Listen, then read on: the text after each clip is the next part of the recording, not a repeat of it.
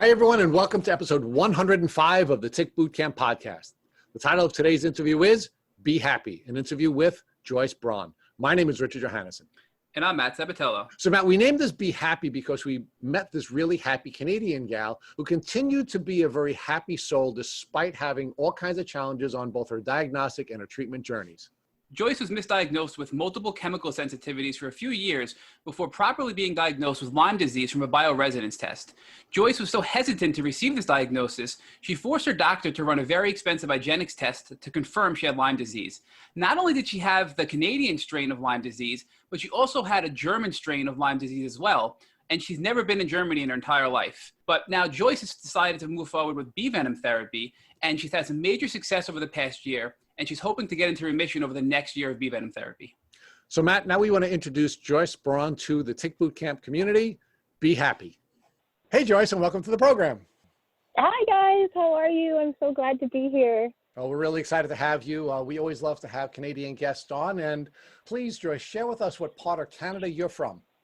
I'm from Ontario, a little town called Brantford. And did you grow up in Ontario? Yes, born and raised. And what was your childhood like? It was pretty simple. It was, I have one brother and my mom, so it was the three of us, and basically grew up like most kids, riding my bike, playing in the dirt, hanging out in the forest, taking off on my parents. But yeah, it was pretty simple, pretty happy. So let's talk about you playing in the forest. Here on Long Island, we would say the woods. What was your experience like in playing in the forest? Meaning, what kinds of things did you do, and were you aware of ticks when you were playing out in the forest? Well, I don't know if I even should call it a forest. We had behind my house, if we jumped the fence like, little kids do, there was just woods everywhere, because a lot of that area wasn't built up yet. If you go back there now, there's just houses beyond houses, but there was big ditches and vines you could swing on and just all kinds of fun trouble that little kids can get into. But no, back then I had absolutely no awareness of ticks. Nothing. Now, when you say no awareness, did you even know what a tick was? When I was really young, no, we had no idea. I don't remember ever hearing about it, not until probably, in my 20s when you started hearing about it on the news. And even then, I only heard what you hear on the news, like, oh, you're going to get a rash, you're going to have a bug stuck to you, like that kind of stuff. So during the course of your childhood, either in the educational system or, through education, through your family, you knew nothing about ticks and you knew nothing about Lyme disease, even though you lived close to a wooded area and you were often playing in the wooded area. Mm-hmm. Yeah, no one ever talked about ticks. Not when I was really young. As I got older, the information started to come out, but no. It might have helped back then, but we actually didn't see a lot of ticks in our area then. They're here now. Definitely Brantford's an endemic area now, but I think back then they were just starting to kind of get into this area. So for context purposes, let's define when you were finally diagnosed with Lyme disease. When was that and how old were you? Oh gosh, that would have been finally when it was on paper last year when I was 42. So it took a very long time. And when do you believe that you first started to demonstrate the symptoms of a tick disease? I think it was 2015. I'm 99.9% sure just because of the course of events. I had gone camping in Turkey Point Provincial Park, and that's an interesting area because they say like that area is where the ticks kind of came up from the States, and they first entered Ontario in Long Point and Turkey Point. So at that point, there was no signs, nothing in the park. We just went camping, and I was always the kind of person that would walk off the trail, never gave a second thought to brushing up against things or anything. I was always bushwhacking and that sort of thing. So, but immediately after that camping trip, that's when some of the symptoms, acute symptoms anyways, started and, wound me up in some trouble. So let's talk about what your life was like before that trip to Turkey Point Provincial Park. What were you doing professionally and personally at that stage in your life? Well, I was doing the same job that I have now. I work in a group home with adults with developmental disabilities. And personally, I was still always outside in the woods. For fun, I was taking courses to get certified as a backcountry guide, essentially, to take people like way up north, like not car camping where you put your tent right next to your car like some people do, but where you're actually paddling, kilometers out there and getting to be to the point where like no one's around, just, bears and loons and that sort of thing. So I was doing a lot of hiking and paddling and getting certified in canoeing and kayaking and all that kind of thing. Just basically enjoying the outdoors. Now, Joyce, did any of the coursework that you were taking or any of the training that you were doing to become a certified backcountry guide include training about ticks and Lyme disease? Nothing at all. I think we touched on it like a little bit when I went for my wilderness first aid certification, but even then, they don't do a lot with first aid as far as, just treating what they would call a wound.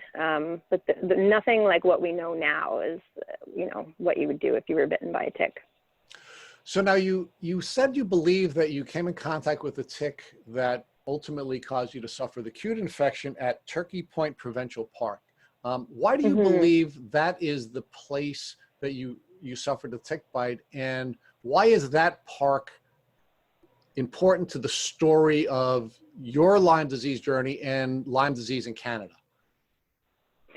Well, that park, not a lot of people know. They do have signs up now, but during the course of figuring everything out, I'd actually contacted one of the tick researchers in Ontario and all of Canada, and he did a lot of work in Turkey Point Provincial Park, and that area is now known as like endemic. Like there's ticks everywhere, but there's just the huge majority of the particular ticks in that park are carrying disease.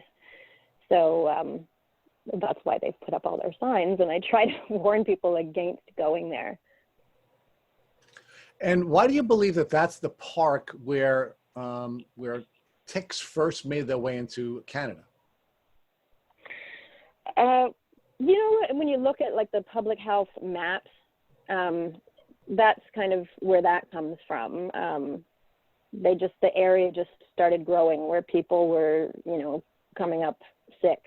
And every year, Public Health Ontario, they put out a map of Ontario showing the areas that are now shaded in where they're finding, like, from the tick drags and whatnot that they do, that those areas are endemic. And that area is just right above, New York, Watkins Glen, where it all came up from, like Lyme, Connecticut. So quite close to that area.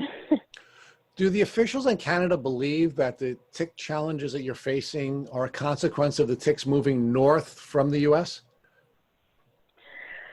I'm not sure. I've never heard anyone even mention anything about that. You would only really notice if you looked like historically at the maps, that were from the years previous and how the shaded areas just kind of grow from that area. It's quite fascinating, actually, but I'm not really sure that Ontario is taking it seriously yet, even though there's a lot of people fighting for that change right now. So in and around 2015, you and some friends are enjoying your time in the Turkey Point Provincial Park, and you're not taking any steps to protect yourself from ticks, are you? Are you using permethrin or DEET or any other combination of clothing and other types of shields to protect you from ticks? No, not back then. I mean, we might have had a little bit of bug spray for the mosquitoes, but nothing. It wasn't even a thought in anyone's mind that we had to worry about ticks. So talk to us now about how your symptoms began to develop after your trip to Turkey Point Provincial Park, and how it began to impact your life. It was almost immediate. I want to say like even days after that camping trip. I kind of thought, okay, well, I just went camping, you're sleeping on the ground. My neck started to get really, really stiff. And I've had minor neck stiffness in the past, so I didn't really think too much about it. I didn't think it was that big of a deal. I had also just at that moment transferred from one group home to another, and I just thought, okay, maybe the chemicals here are different, because I had already had a minor sensitivity to chemicals, but suddenly it just got so much worse. I got to the point, where I had to wear a mask and I couldn't breathe as well. So anyway, brand new location. I was working with a brand new team, and I was suddenly off. I couldn't get out of bed because my neck stiffened up so much that it wound up pinching a nerve, and the whole my left arm, I thought it was having a heart attack. Actually, I wound up in the ER because my left arm was just on fire. I had ice packs, and I couldn't even, I walked, you should have seen me walking into the ER. I looked ridiculous because my neck was hunched over and my arm was twisted around my back. It was literally the only way that I could be comfortable.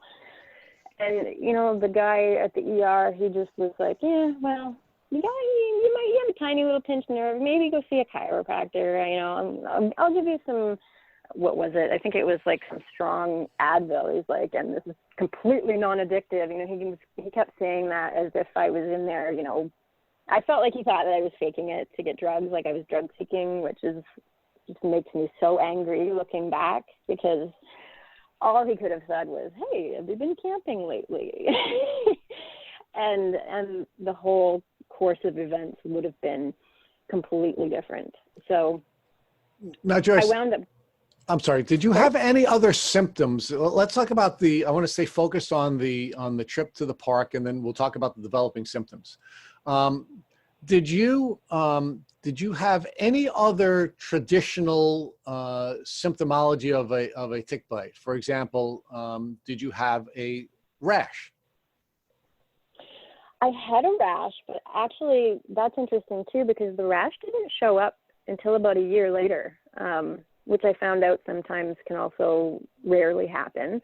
The Lyme doctor that I have now has said that, yeah, sometimes that happens once it's completely disseminated.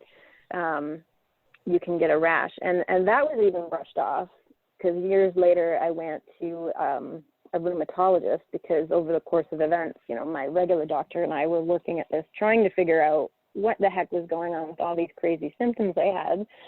So we were thinking about lupus, and it turned out not to be the case. But so I went to see this rheumatologist, and he's like, no, everything you've got, it's multiple chemical sensitivity. That's it. Chemicals are that's all your problem.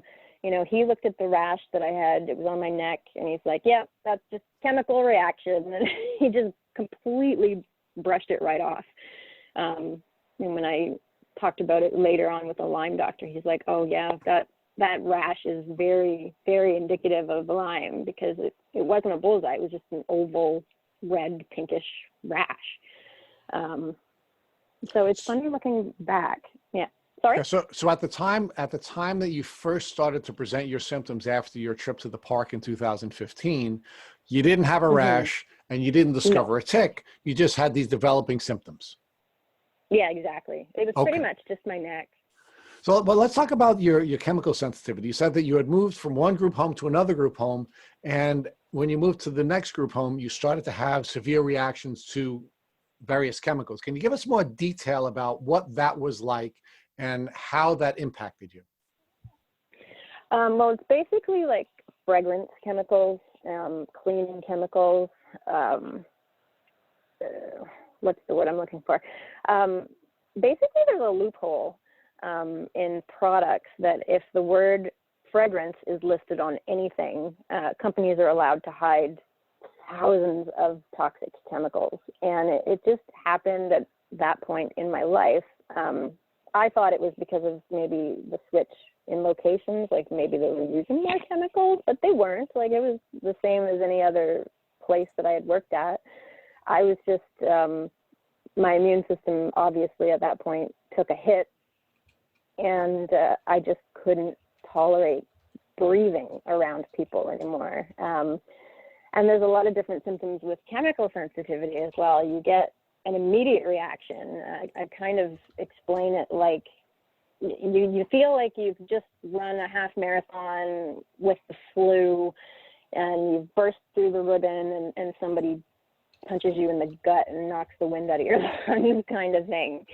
And then you go on to, you know, eventually get lots of body aches and pains, which looking back now is probably just the Lyme disease bacteria disseminating through your body.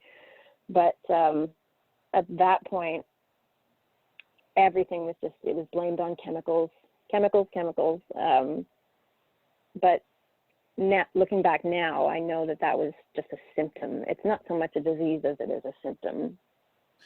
So Joyce, here in the States, it doesn't seem like it's much different than it is in Canada as far as awareness. But for those that are in the know about Lyme, multiple chemical sensitivities, chronic neck pain, and even an autoimmune misdiagnosis like lupus are all signs of a tick-borne disease like Lyme disease. So did any doctor at this time in 2015 or up until your eventual diagnosis ever suggest a tick-borne illness? No, never. I was tested for everything.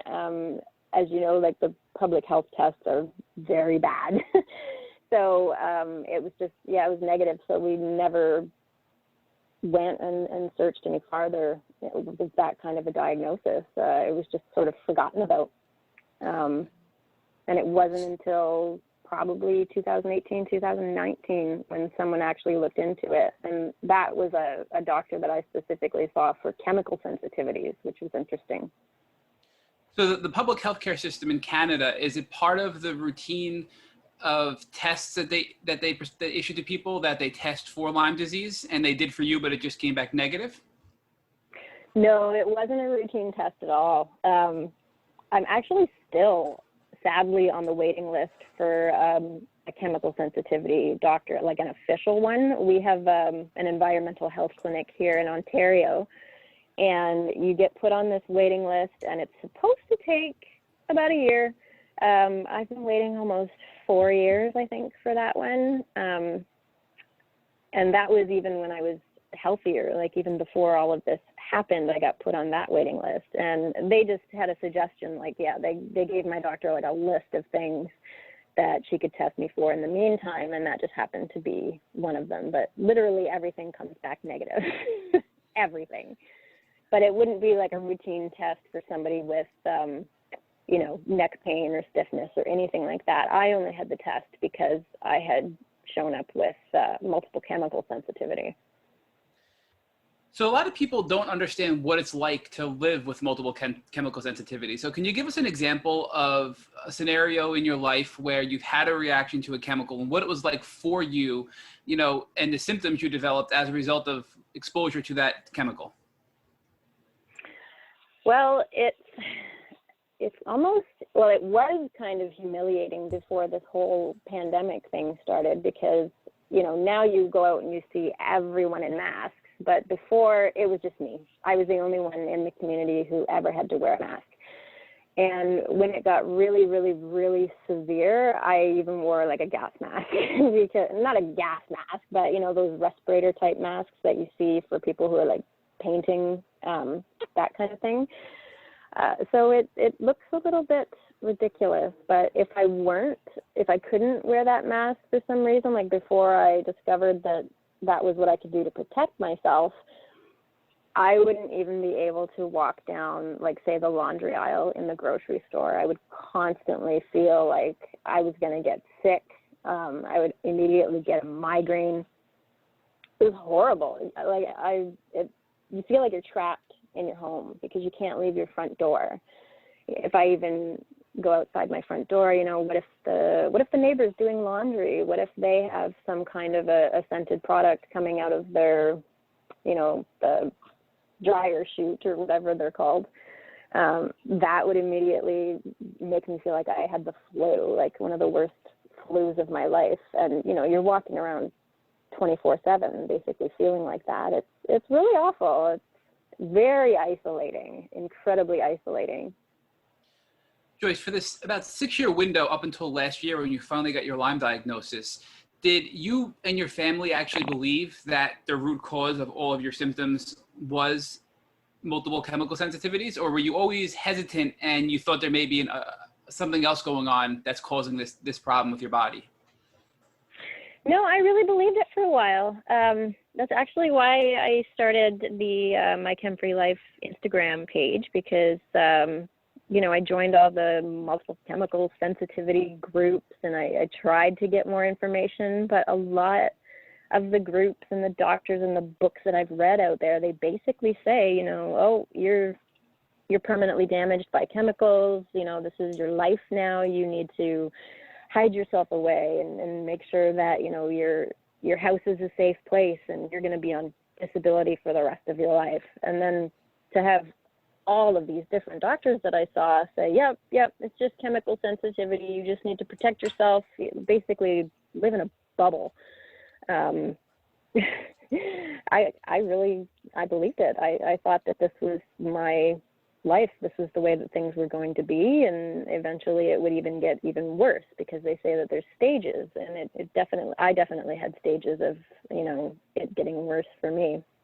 Talk to us about these stages that you're referencing. So how did your chemical sensitivities worsen over time? Well, I think like that actually started long before I ever had the tick bite, which is interesting because MCS, it has a lot of different causes. You know, you can be damaged by chemicals. I've had different levels of mold exposure throughout the course of my life as well. So when it first started, I literally just thought it was because of something I was cleaning with, and that was that. But it was I just noticed, you know, I couldn't really stand to be around people if they sprayed on too much perfume. You know, when somebody walks by you and you get like a cloud of cologne and they've like bathed in something, and you're just, there's those people that are like, oh gosh, this just gives me such a headache. But it wasn't the end of the world kind of thing. Like when it first started, I was like, ugh, that person was, could they put any more on? You know, they just stunk. But that was it. So as the years went by, it was more like, oh, I have to get away from this person right now, or I feel like I'm going to throw up or something like that. And then eventually at the very end of things, I thought that was why I couldn't get out of bed when I finally crashed. I just thought, okay, I have to get all these chemicals out of my life because, you know, they've put me into such like the final stage. I thought that was it. And that was eventually how I found out that actually wasn't it, because I sought out a doctor to help me with MCS. That's what I was looking for help with.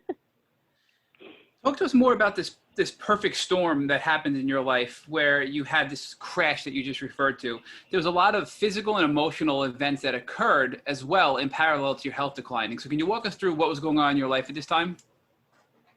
Sure. At that time, I thought that I was getting into the final stages of MCS, so I had to constantly protect myself. I was getting very sensitive. And then all of a sudden, I had an accident that caused like a double concussion, really brutal. And so from that, I was still trying to get up and work and do everything, and I was just randomly throwing up out of nowhere. It was the most bizarre thing. But, you know, again, you would expect that with a concussion. So I thought nothing of it. I wound up losing about 45, almost 50 pounds in the span of a month. And then I wound up, unfortunately, getting food poisoning. The whole family did, you know, everybody else was fine within a day or so. My dog got the food poisoning as well, and he wound up passing away. So there was that on top of all of it. And then I got so weak that I just collapsed. I couldn't even get out of bed. You know, I remember that final day calling into work because I was trying so hard to just maintain this life, thinking, no, I'm fine. I had a concussion. This is all normal. It's fine. I got up, I had a shower, got ready for work, and I just landed on the floor, and I was like, I can't get up. I just couldn't move anymore. Everything just collapsed around me. It was like getting the rug pulled out from under your feet, in a sense. But this was really a blessing in disguise because it forced you to follow up with another doctor, which ultimately led you to your Lyme diagnosis, correct? Yes, exactly. Because I was like, well, I can't sit on this wait list anymore. You know, I was calling this environmental health clinic from my bed going, okay, when are you going to see me? And having, no, another year. They're so backed up. It's absolutely ridiculous. So I wound up on actually an American website, the Academy of Environmental Medicine or something like that. And I was looking through because they had doctor listings of who specialized with chemical sensitivities, because still at this point, I just thought it was all chemicals. And so I found this doctor. He wasn't an MD anymore, but he was literally the only one around here with any experience with MCS. And I crawled into his office pretty much with a gas mask on and everything. And he's like, wow, you know, you're the worst case of chemical sensitivity I've seen in a long time. And this is coming from a guy who had basically spent like his entire life dealing with people with chemical sensitivities. And, you know, his nurse ran some bioresonance testing, and he was just like, oh, yeah, you got Lyme. And it's like, no, I don't. Don't be ridiculous. I have chemical sensitivities. You fix me. Do something about this. And he's like, oh, well, okay, but you have Lyme. Well, Joyce, I'm going to interrupt you there real quick, Joyce, because you mentioned that this doctor actually did bioresonance testing to identify that you had Lyme disease, which is something we don't hear about that often. So for our listeners, can you walk us through what that testing is like? Right. I thought that it was ridiculous. You know, I've always had like a bit of a natural background when it comes to, you know, healthcare and doctors and whatnot, but I had never heard of this going in there. And I thought, you know, okay, this guy's a doctor. He's going to do like a blood test or, you know, some kind of chemical or heavy metal testing. But they sat me down and I held on to this metal rod and they probed my toe with another rod, and they were putting vials into this machine. It was almost like muscle testing, what you would expect with that, and which I already had in my head that I thought muscle testing was just a sham. And I was like, you've got to be kidding. I was very disappointed, actually, when I had my first initial visit there, because I was like, oh, I thought I finally found an expert who was going to help me, and they're just doing all this crazy stuff. But, you know, looking back, because eventually I went on to, you know, and my regular doctor, she must have thought that I was nuts, because I came back to her and I said, you know, this guy, he's telling me I have Lyme disease, but he probed my toe. But all of the stuff that came back, you know, she referred me. I eventually found a Lyme literate doctor, and she referred me to him, and we ran all kinds of regular tests. And literally everything that the first guy tested with the bioresonance test, he was right, you know, and it blew my mind, because I was like, you can't put something on my toe and tell me what's wrong with me, and like, things just don't work that way. Well, Joyce, just to give you an example, though, when we first heard about bioresonance testing, it did sound so out there. But we've come to learn from over 120 podcast guests that actually this testing seems to be very accurate for most of the guests that we have on our podcast. And our first guest, Kelly Bibza, that had great success with bioresonance testing and treatment. So for those that are listening, it may sound a little nutty, but you know, it's something to look at. It's definitely something to consider, especially considering it worked for you as well. Yeah, and considering too that, you know, the lab tests that you get for Lyme disease are so expensive, and bioresonance testing doesn't even compare when it comes to that. Like, I could have saved myself thousands and thousands of dollars if I had just gone along with this. But it just seemed so crazy at the time that I was like, no, he can't be right. This isn't right. I just kept thinking, no, it's chemicals. It's chemicals. Everything in my life had to do with MCS. So I had to prove him wrong. I set out to prove this guy wrong. I had to go and get all these, and that was a whole other ordeal, just trying to get the proper Lyme testing, with Igenics and Armin Labs, because that's another interesting point, because I was so sick that I wasn't producing antibodies. So my first Igenics test, that came back inconclusive. Like, I had a little tiny bit show up on the Lyme specific bands, which, looking back now, that should have been another red flag, because some people are like, well, a good Lyme doctor would take that as a positive, but my doctor just saw it and she's like, no, it says negative, so it's negative. And then I wound up going to this expert in the field, a Lyme literate doctor. He put me through some Armin testing from Germany, and that all came back massively negative. So they were just like, oh yeah, you're fine. You have mold poisoning and that's it. But I was like, wait a minute. The first doctor told me I have Lyme. I have inconclusive tests for Lyme. I had a rash. I got sick right after a camping trip. Like, at that point, I needed something, like, I needed to know black and white, yes or no, is it Lyme or is it not? And the doctor said to me, he's like, well, we can do this, like 20% of his patients. He's like, the sickest people that I've ever seen will never test positive for a Lyme test, especially if it's an antibody test, because you just don't produce any of it. And I can't remember what kind of a test he ran, but he's like, there's one more test we can try. If you must know, like, he's just like, if you really got to know. And I'm like, yeah, it's like that saying, like, you don't come this far to only come this far. And at that point I had been through so much and so many tests that I was like, no, I need to know 100% yes or no, is this Lyme? So he ran another test for my Genix that was it was thousands of dollars. It was horrible, but brutally positive. That it just came back with like lit up Christmas lights positive. And he's like, oh, well, what do you know? You have Lyme. And I'm like, yes, I've been trying to tell you this all along. Like, I need to know for sure. And I finally got that test that finally came back. And it's interesting because that's the test that actually popped up with the different strains. That was when I found out that I not only have the American one, but the one from Europe. So Joyce, let's talk about that for a second. So have you ever been to, I think this was the Germany strain of Lyme, is that correct?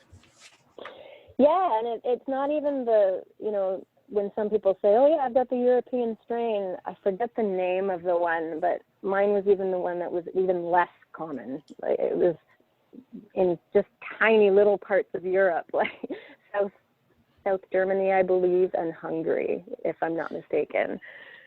But very, very rare to find a Canadian with that particular strain. I don't know if I'm saying it right, but it's like Borrelia Spielmani or Spielmani. I don't even know how to say it. It's that rare. So the interesting part about this is your father grew up in parts of Europe where that strain is found. Mm-hmm. Mm-hmm. So, that was shocking. So for me, that indicates that you could have potentially been born with that strain of Lyme from your father and then been reinfected with an American strain, which caused you to get sick. Is that something you've ever considered?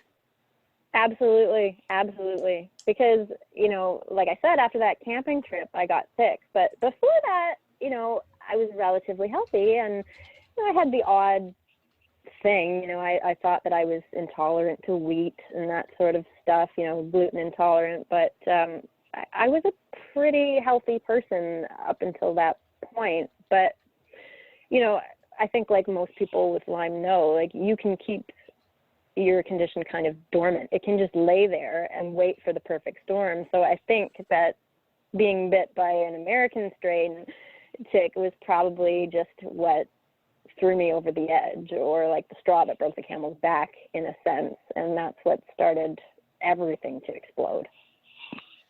You know, you're not the only one who's had a similar story like this. We had a past guest who was from Ireland and had the American strain of Lyme disease from the West Coast.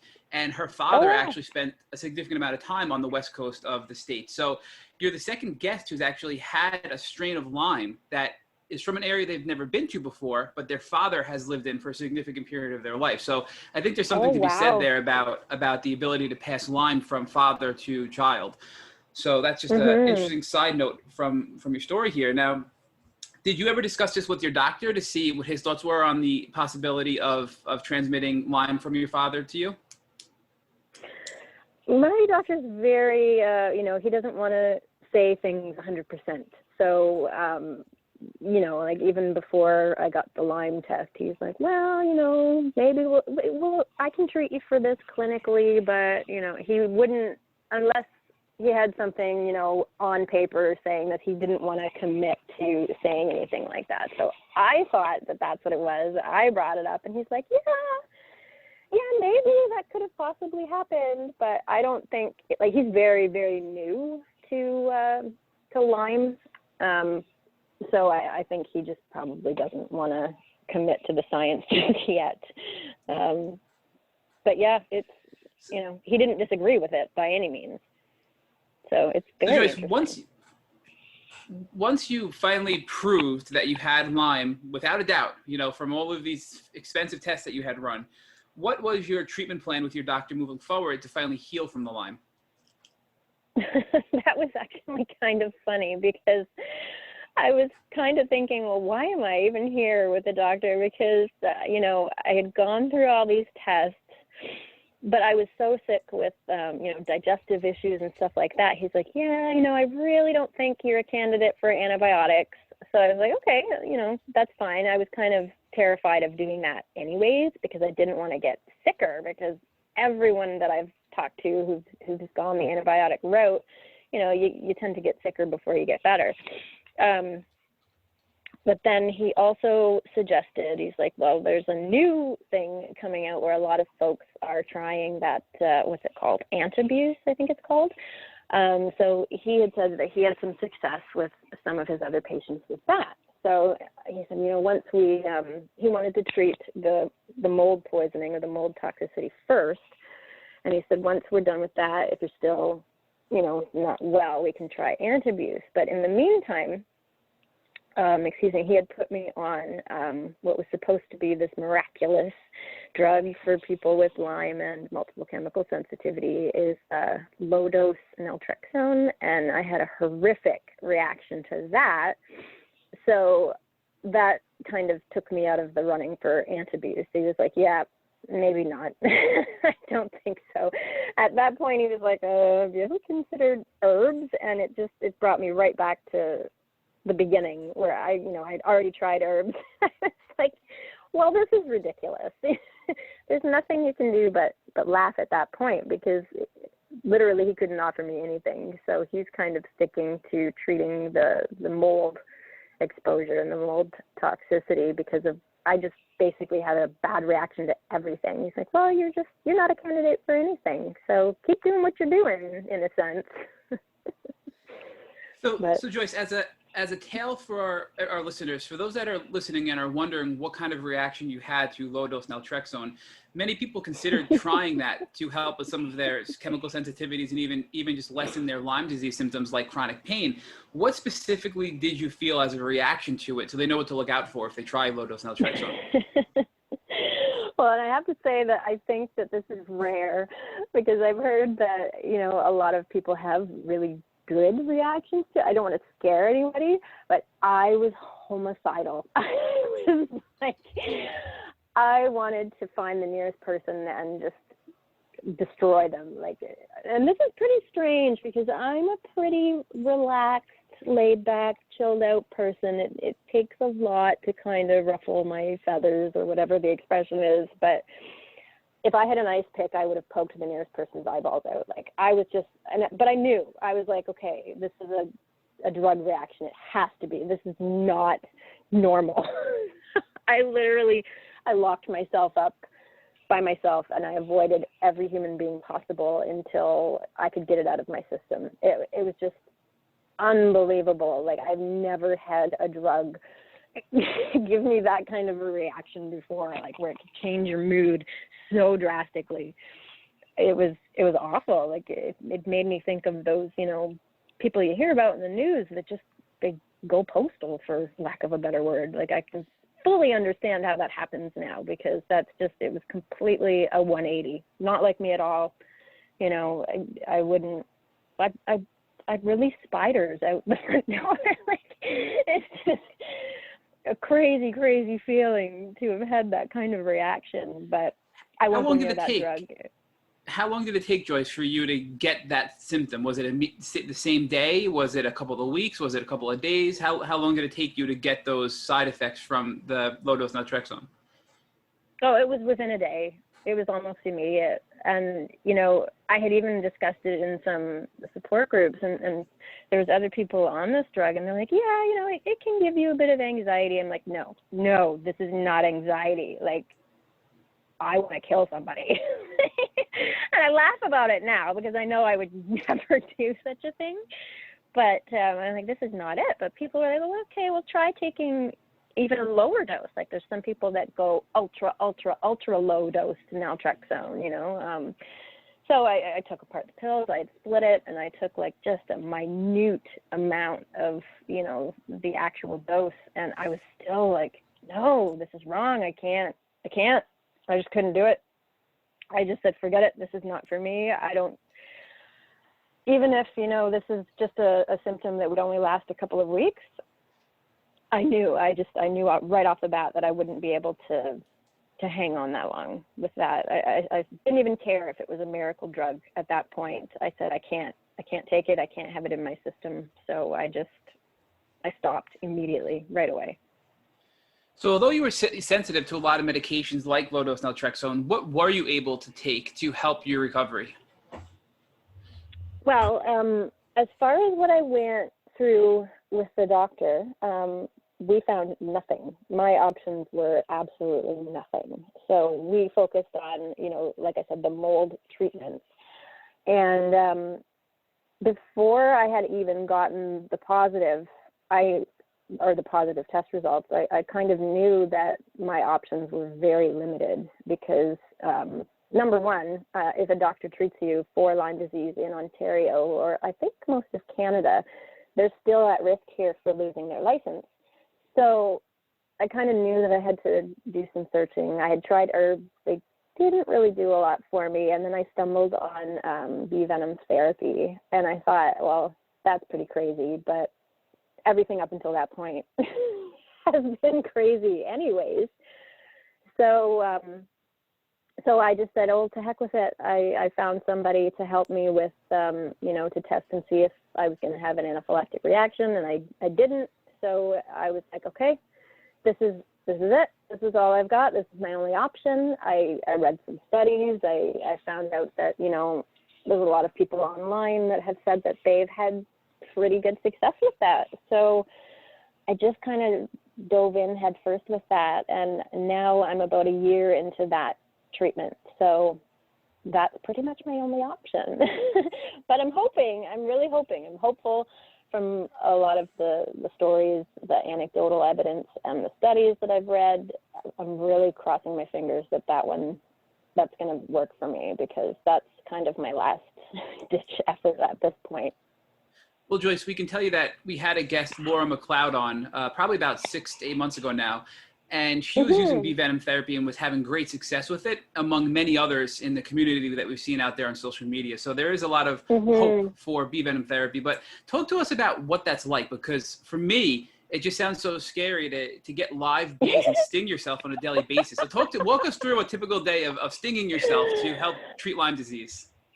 Oh, yeah, it does sound crazy, doesn't it? I thought it was nuts at first, but, you know, I actually did my count, and I've now been stung by 1,727 bees.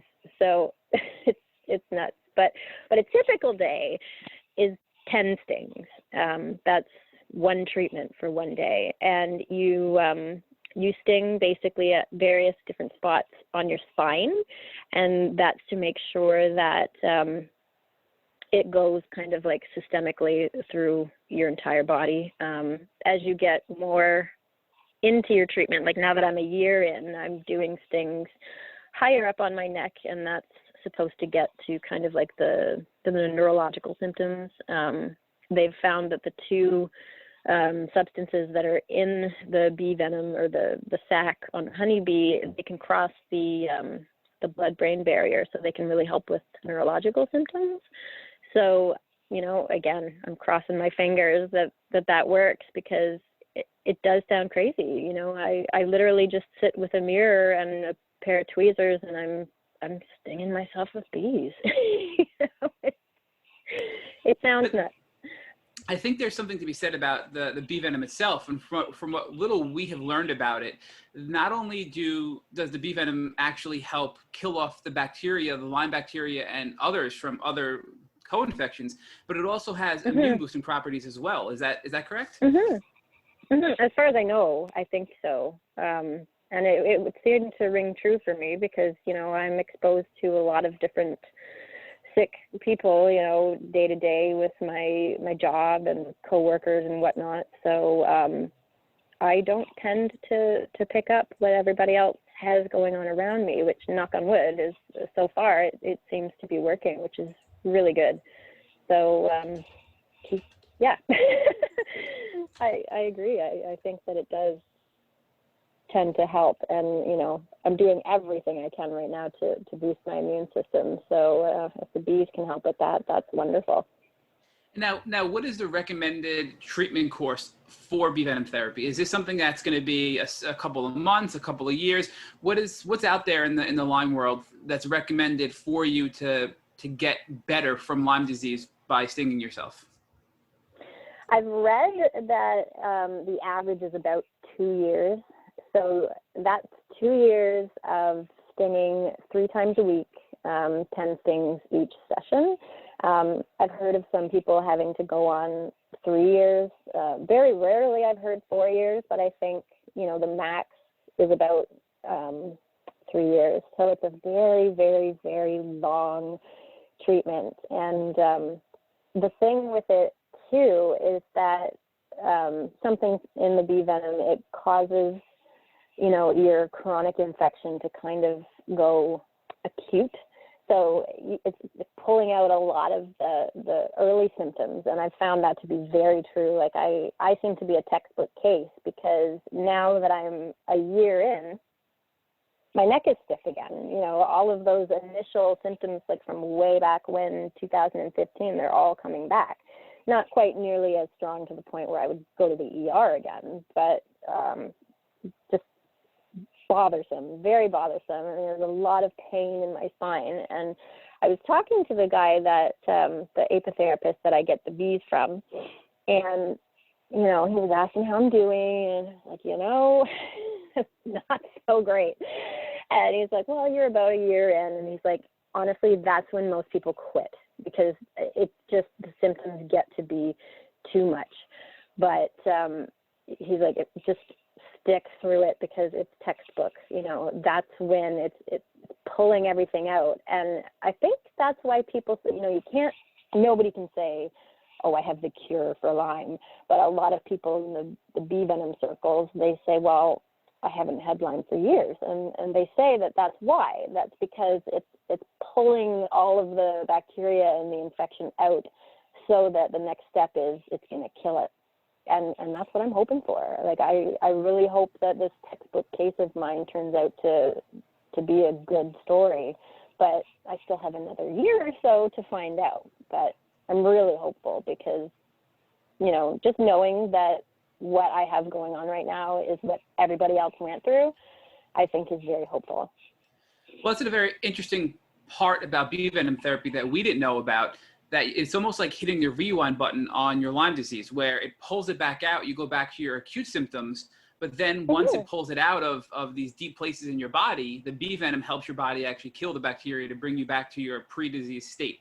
So Now, if people want to learn more about bee venom therapy, who are you working with and under what guidance are you doing this under? You mentioned that you speak to the person who you buy the bees from. Where can our listeners go to learn more about bee venom therapy if they want to look at this as an option for themselves?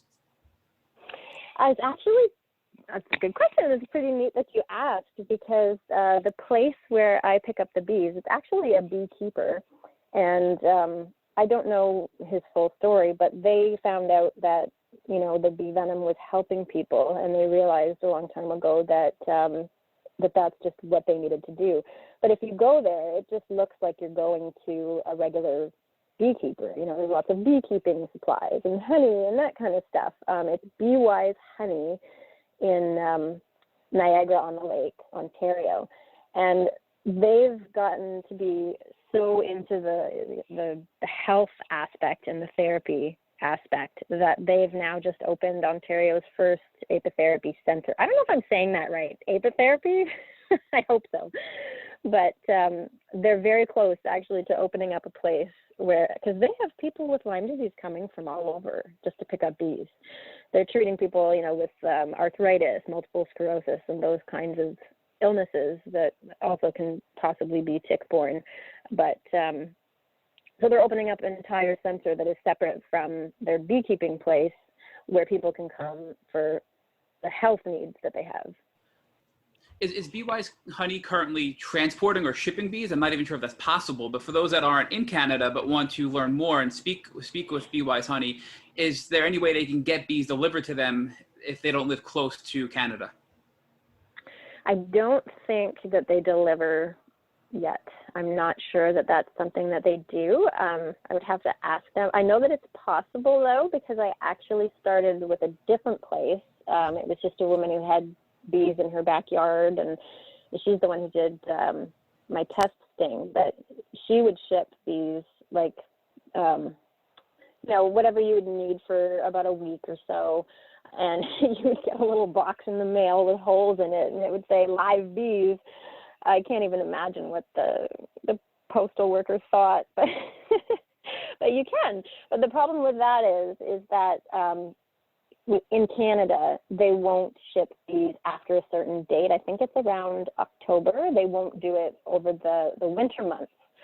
So you're kind of stuck, and that will completely mess up someone's treatment. And that's why I wound up going to, I switched to Bee Wise Honey, because they're huge beekeepers, like they're the experts in the field. So, and because he knew that people really needed this for treatment, he has hives that he would have indoors, because that's the problem too with the hives. People don't want to open their hives in the wintertime, because if you expose bees outdoors to the Canadian cold winters, you're going to kill the entire hive. So nobody wants to do that. So he has one in a temperature regulated room or whatever, where he'll open it up in the wintertime and he'll supply people with bees.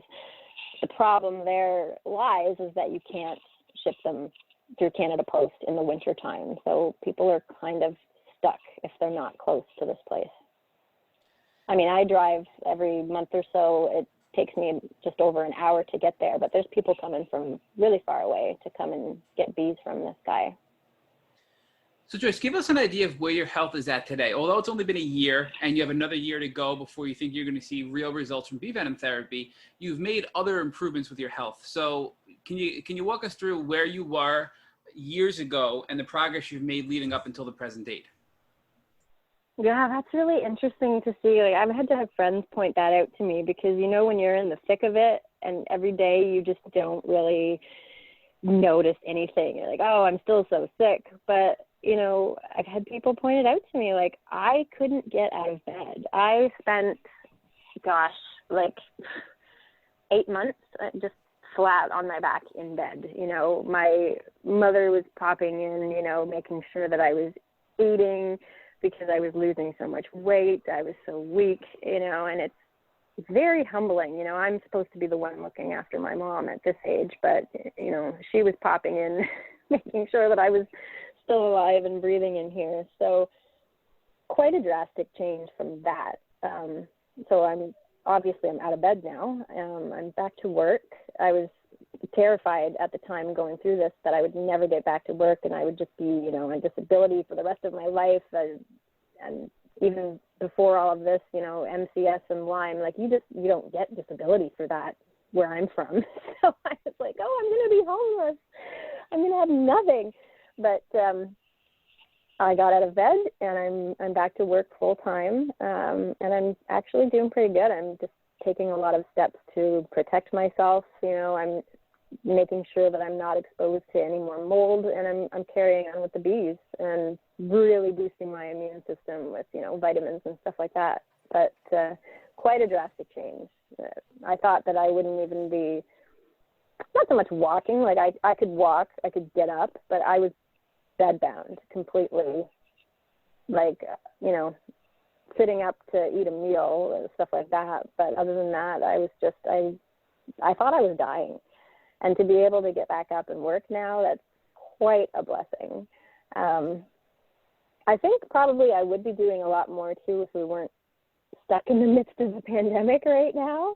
But everything's obviously closed and whatnot. I'm not to the point where I was before. Like before all of this happened, I was out, in the backcountry. I was soloing in the backcountry. I would just pick up my dog and the two of us would wander and we'd paddle out in my kayak and take off and not be around anybody and just camp and under the stars.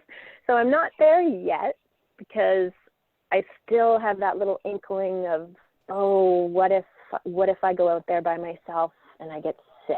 What if something happens and I can't paddle back, because I still have bad days, they're unpredictable. There's times when I'm just, my body tells me like, you're done. You need to rest. You need to stay in bed. And at that point, it's not the same as somebody else who just might need to take a nap. It's like, no, you're finished. Go to bed. So I'm not quite to that point yet.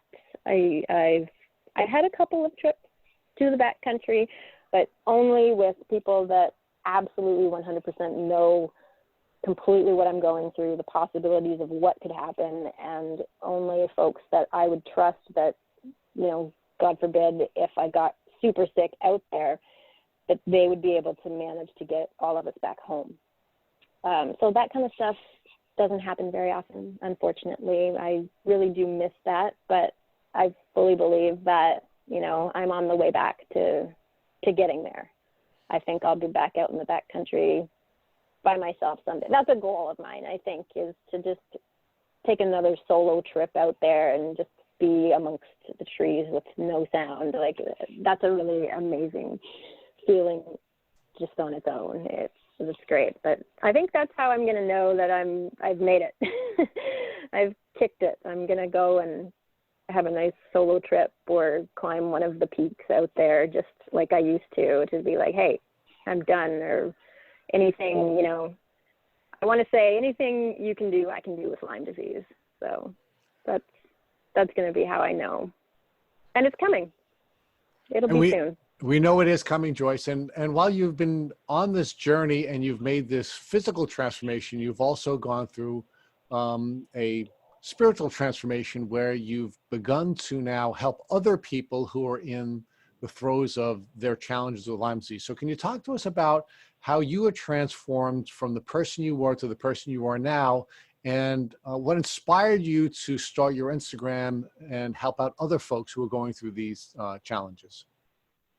Yeah, and it's funny that you asked that too, because before I started the one for chronic illness, I had a blog, Go Outside. I had a different Instagram, Twitter, and it was all based on the backcountry, basically. And I realized after going through all of this, like, I started my Chem Free Life Instagram because I wanted to warn people about chemicals, because that was back when I thought that was the sole cause of everything. But now that everything's kind of come full circle, I wanted to put out a lot of information just about Lyme disease specifically, because there's so much that I didn't know, so much. Like, as I was saying, all you see on the news these days is, oh, well, this is what you do if you get bit by a tick, or, you don't have to worry unless you have a bullseye rash. And we know that you might not even know that you've been bit by a tick. So I think it's just it's urgent. There's an urgency that I'm feeling that people need to know this kind of stuff. And that's where I'm kind of stuck at right now, is like, how do I get this information out there? So I used the platform that I had, the backcountry stuff that I was doing. It kind of sat dormant for a while, but there's still a lot of followers. So I thought, well, I'm going to put these videos out there, and people need to know this. People need to know that, if you get bit by a tick and they give you like one pill, that's not adequate. So, I'm just right now. I'm just really feeling a sense of urgency, and it's kind of funny because I put little quizzes out on the stories, how you can do that on Instagram. And I did the same quiz about little Lyme disease facts for the backcountry, the Go Outside account that I have, and the Chem Free Life, the more chronic illness-based account that I have. And the chronic illness people, they aced it. But the outdoors people, there's a lot of stuff that they got wrong. And to me, like that, I find that very worrisome because, this area, especially right here, it's endemic, and people just don't know what to do if they've been bit by a tick. Or there's still a lot of people out there that are like, oh, no, that's not the right kind of tick. Oh, don't even worry about it, and that's just not the case. Like, I feel like I need to I was chatting about this with another local Lyme person, and we were just like, what do we have to do to get people in Ontario to listen? Like, do I have to chain myself to a building? Like, what do I need to do? I need to do something big. So I'm telling you, like, after this pandemic and all of that stuff is over and people are willing to pay a little more attention, I need to find a really big way to be like, hey, pay attention. This is what you need to know about ticks and Lyme disease, because there's so much information out there in Ontario that is just wrong, and it's really leading people down a path of chronic illness. And I really, really hope that that's going to stop. And whatever I can do, anything I can do to stop that, I'm going to do, even if I have to crawl to get there. So, Patrice, I think you are doing it in a big way, and I think some of your videos are some of the most authentic and vulnerable that we've seen on Instagram. And I've shared with you before we began this interview that I'm not a big fan of Instagram because I see a lack of authenticity, and certainly in most cases a lack of vulnerability. And what I really enjoyed about your Instagram is that it is real. And it's also informative, and you've put up videos on issues like not only your origin story, but rashes, and even a great video on what you would do if you were bitten by a tick. And that sort of takes us to the next part of this podcast, where we always ask our guests, what would you do if your mom walked into your room and showed you she was being bitten by a tick, so that she can avoid going through the terrible journey that you've gone through? And I have a preview of what your answer would be, because you're one of the only people that I've ever seen put up a recommendation video on what you would do. And I think it was very well done, but I understand from our prior conversation that you are going to alter that in this answer. So please give us that answer. Your mom walks into your room, she has a tick biting her. What do you recommend that she does so that she doesn't have to go on a chronic Lyme disease journey? Right. Well, first off, you have to remove it properly. I'm sure you know that. So I would pull out my tick first aid kit and make sure that the entire tick is pulled out properly. And then here in Canada, we have a different company. I don't know what you guys have in the States, but there's a place called Genetics, and I would send the tick there because they have a list on their website of all the different co-infections and microbes and stuff that they test for, and it's just so much more in depth than what you would get, say, if you go into a doctor's office and they send it off to wherever public health does their testing. So Genetics is where I would send it. And from what I've heard in the bee venom circles, that the groups that I'm in, There's some people that would sting around the bite because of the, like we were talking about before, something in the venom kills the bacteria. So for a fresh bite, before anything has had a chance to disseminate, I would sting. And I don't really know if my mom would be okay with this, to be honest. Because there's been times, like when I first started off doing the venom treatments, where I'm like, hey, do you want to help me with this? I could really use somebody to sting my back. And it's, nope, no. He's not getting anywhere near the bees. So I would do my best to try to convince her that, you know, this might be something that you want to do if you're stung. And I just so happen to have a couple hundred in my kitchen right now. So there you go. It's a treatment right there. But beyond that, and with the understanding that, you know, there are a lot of people out there that don't have access to bees, depending on how long it would take to get the results back from genetics. If I had never heard of bee venom therapy and I wasn't doing that, I would, you know, I'd rush right to my doctor and I would say, hey, I've got a fresh tick bite. If I didn't have a Lyme literate doctor, I would go to the ER and I would take the recommendations from ILADS, the International Lyme Associated Disease Society, because, you know, if you go into an ER or a doctor's office here, that's another thing that I find is our doctors in Ontario are just not educated on dealing with tick bites or anything that is a tick-borne illness, even beyond Lyme. So, you know, you really have to go in there prepared. You have to say, this is the proper treatment. Because I know people who have gone in and they've been given like 1 or 2 pills of antibiotics, and we know that's just not sufficient. And if that tick is carrying a microbe, you're going to be in trouble, you know, might not be right now, but years down the road. So I would make a lot of noise, you know, if I didn't have a Lyme literate doctor, I would go in and I would, you know, get your refusals in writing if they say, no, I'm not going to do that. And if you don't get antibiotics, go to the next doctor, go to a walk-in. I would go and I would keep going, you know, until you find a doctor that's willing to treat you with, I believe ILAD says, 4 to 6 weeks of antibiotics. I'm not 100% sure on that, but that's what I would do if I didn't have access to the bees. And depending on genetics too, like if something came back positive, I don't know, I might not even rely on the bees. I might say, okay, I would take the risk of, you know, I really don't ever want to take antibiotics, but I think, you know, messing up your guts and your digestion for a little bit and having to fix that would be easier than down the road dealing with a chronic disseminated infection, I think. So that might be worth the risk, but yeah, that's what I would do. I would do my best at convincing someone to sting themselves. Thank you for listening to the Tick Bootcamp interview with our guest, Joyce Braun. To our listeners, we have a call to action. First, if you'd like to learn more about Joyce and her tick disease journey, please follow her Instagram at mychemfreelife. Second, if you enjoyed this episode of our Tick Bootcamp interview with Joyce Braun, please share it with your friends by using the social media buttons you see at the bottom of the podcast. Third, Tick Bootcamp has created a Tick Bite Blueprint, which has been inspired by the information that has been shared with us by past podcast guests. We urge you to visit our website at www.tickbootcamp.com to view our blueprint. Please note we would appreciate any input or improvements you would like to share with us.